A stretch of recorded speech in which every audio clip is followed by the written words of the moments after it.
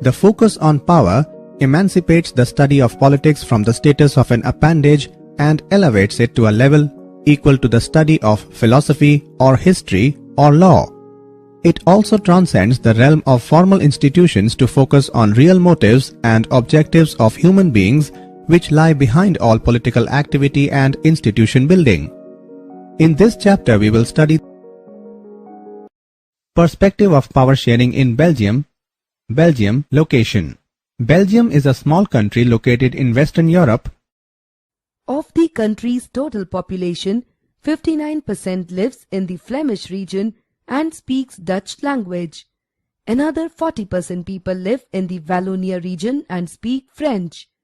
Remaining 1% of the Belgians speak German. In the capital city Brussels, 80% people speak French while 20% are Dutch speaking. Ethnic nationalism in Belgium. Ethnic nationalism in Belgium stemmed out of the fact that the minority French-speaking community was relatively affluent and powerful.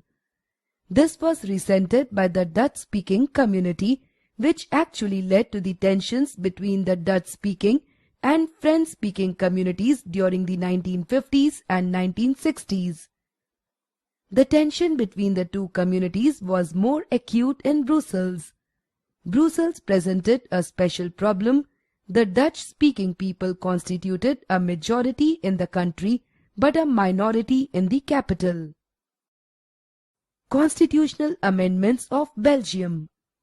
Between 1970 and 1993, Belgium amended its constitution 4 times. This was done to work out an arrangement that would enable everyone to live together within the same country. The following are some of the elements of the Belgian model. The number of Dutch and French-speaking ministers shall be equal in the central government. Special laws require the support of majority of members from each linguistic group. No single community can make decisions unilaterally. Many powers of the central government have been given to the state governments. The state governments are not subordinate to the central government. Brussels has a separate government in which both the communities have equal representation. Apart from the central and the state government, there is a third kind of government elected by people belonging to one language community, Dutch, French and German speaking, no matter where they live. This government has the power regarding cultural, educational and language-related issues.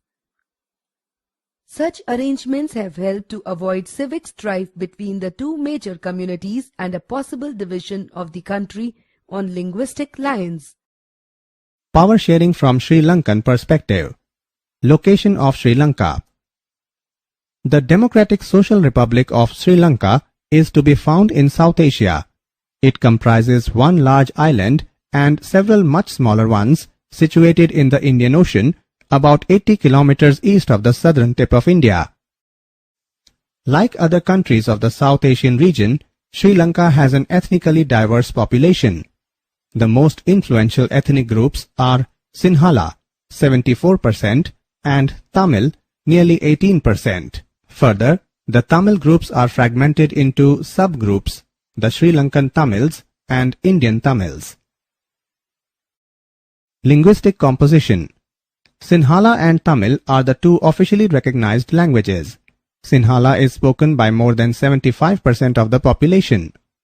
Tamil was made the second official language in 1988, which is spoken by 25% of population.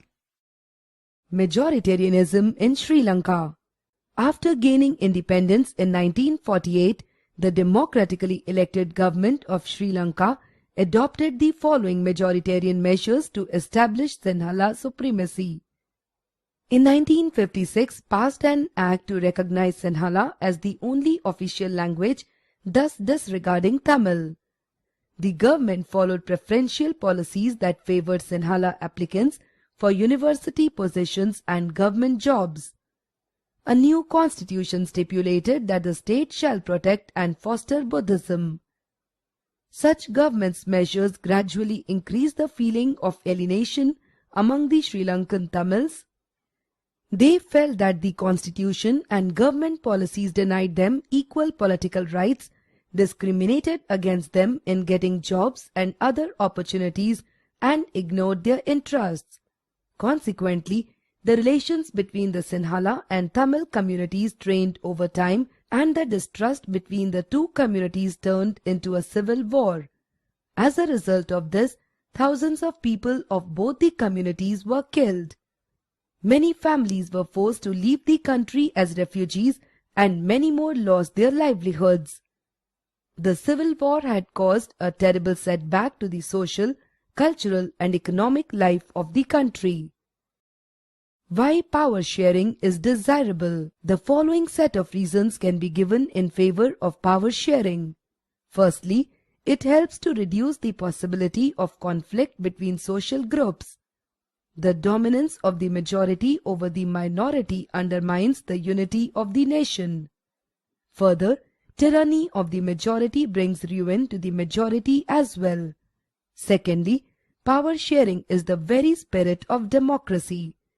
A democratic rule involves sharing power with those affected by its exercise and who have to live with its effects.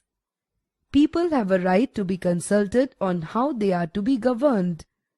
A legitimate government is one where citizens, through participation, acquire a stake in the system. Forms of power sharing. In modern democracies, power sharing arrangements can take many forms. Firstly, power is shared among different organs of the government such as the legislature, executive and judiciary. Such a horizontal distribution of power ensures that none of the organs exercise unlimited power, and this results in a balance of power among various institutions.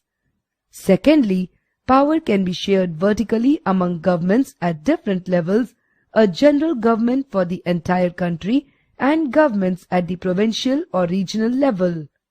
In India, we refer to it as the central or union government. The governments at the provincial or regional level are called state governments. Thirdly, power may also be shared among different social groups such as the religious and linguistic groups. This type of arrangement is meant to give space in the government and administration to diverse social groups who otherwise would feel alienated from the government.